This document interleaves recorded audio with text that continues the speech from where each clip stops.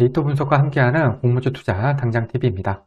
오늘은 10월 2주차에 청약이 예정되어 있는 공모주 5종목 중에서 놓쳐서는 안 되는 공모주가 무엇일지 같이 찾아와 보도록 하겠습니다.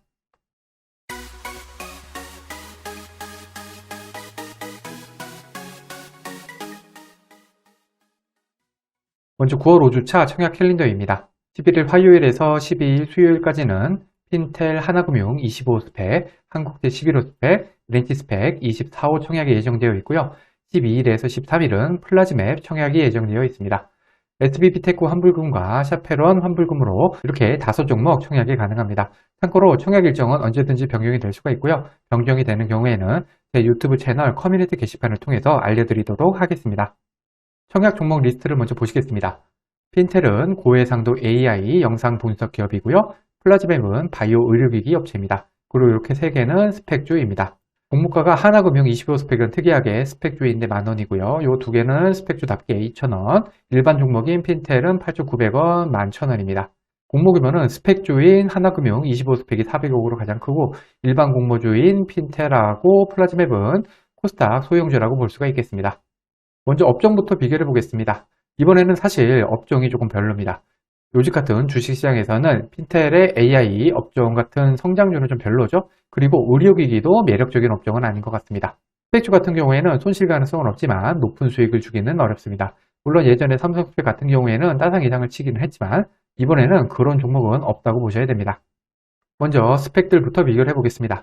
스펙주는 높은 수익을 기대하기가 어렵기 때문에 환불일이 짧고 청약 수수료가 없는 것이 좋습니다. 또한 공모 규모가 작을수록 수급 측면에서 유리한 점이 있습니다.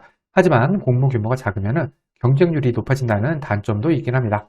그 외에도 청산 시 반환되는 금액을 결정하는 이자율, 그 다음에 청약 증권사들의 이전 스펙들의 현재가도 고려를 해야 합니다.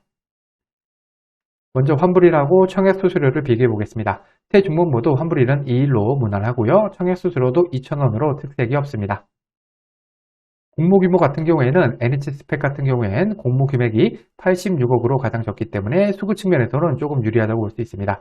대신 하나금융 25스펙은 400억짜리 대형 스펙이기 때문에 많이 배정을 받을 수 있겠습니다.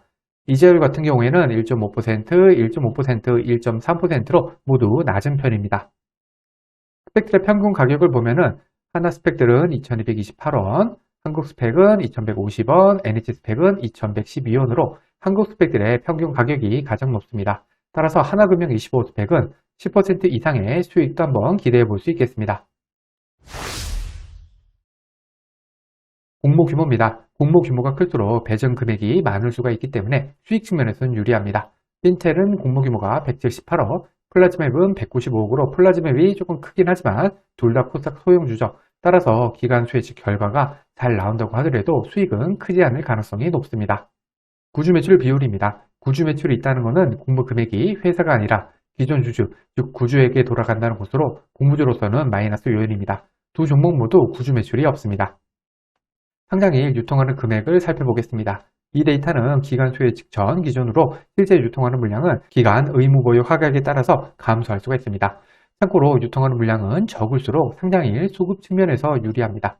22년 1월 이후 상장한 종목들의 평균 기존 주주 유통하는 금액이 253억, 14%, 총 유통하는 금액이 556억, 31%였습니다. 핀텔 같은 경우에는 73억, 8%, 242억, 27%로 금액으로나 비율로나 모두 좋은 편이지만 플라즈맵은 713억, 37%, 889억, 46%로 금액으로나 비율로나 모두 나쁜 편입니다. 따라서 제 유통하는 물량 평가는 핀텔은 좋은 편, 플라즈맵은 나쁜 편이라고 하겠습니다.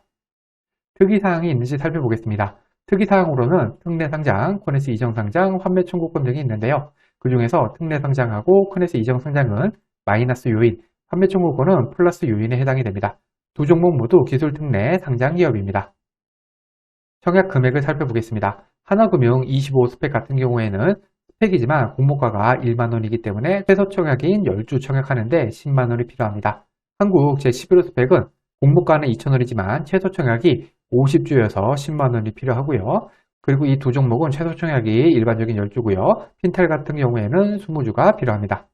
그러면 어떤 종목에 관심을 가져야 할지 생각해 보겠습니다. 10월 2주차 청약 종목들은 아무래도 그냥 흘려보내야 할 것 같습니다. 공모 규모도 작은 데다가 업종도 매력적이지 않기 때문입니다. 그래도 굳이 고르자면 유통하는 물량이 적은 핀텔 정도 일단 눈여겨보면 되겠습니다. 또 공모가 만원짜리로 공모 규모가 400억이나 되는 하나금융 25스펙은 과연 기간 수혜식이나 상장일 주가가 어떻게 흘러갈지 궁금하긴 합니다. 마지막으로 증권사를 살펴보겠습니다. 10월 2주차에 청약에 예정되어 있는 종목들의 청약을 하기 위해서는 한국투자증권, NH투자증권, 대신증권, 미래에셋증권 이렇게 4개 증권사가 필요하고요. 4곳 증권사 모두 청약 수수료는 2,000원으로 동일합니다. 이 중에서 굳이 고르자면 핀텔 청약하기 위한 대신증권 정도 먼저 마련하면 좋겠습니다. 참고로 현재 카카오뱅크 계좌를 가지고 있다면 20일 제한 없이 미래에셋, 한국투자, NH투자, 삼성증권, KB, 하나증권, 신한금융투자 계좌 개설이 가능합니다. 참고로 여기 미래에셋증권 같은 경우에는 이번에 카카오뱅크 연계 계좌로 새로 추가가 되었으니까요. 없으신 분들은 꼭 만드시기 바랍니다. 증권사 계좌 개설은 공모주 투자의 기본입니다. 귀찮으시더라도 혹은 당장 청약할 종목이 아니라고 생각이 되더라도 미리미리 만들어 두시기 바랍니다. 과거의 데이터가 미래를 보장하지는 않습니다. 오늘 영상은 참고만 하시길 바랍니다. 공모주는 기간 수혜식 결과를 꼭 확인한 다음에 청약을 해야 합니다. 기간 수혜식 결과와 상장일 유통하는 물량이 아무리 좋다고 하더라도 공모주 투자는 손실을 볼 수가 있습니다. 이 영상은 공모주 관련 정보 제공을 위한 것으로 종목 추천 영상이 아닙니다. 후회 없는 투자를 위해서는 반드시 공부하신 후 스스로 투자 여부를 결정하셔야 합니다. 이상으로 오늘 영상을 마치겠습니다. 오늘 영상이 도움이 되셨다면 구독, 좋아요, 그리고 알림 설정까지 부탁드립니다. 감사합니다.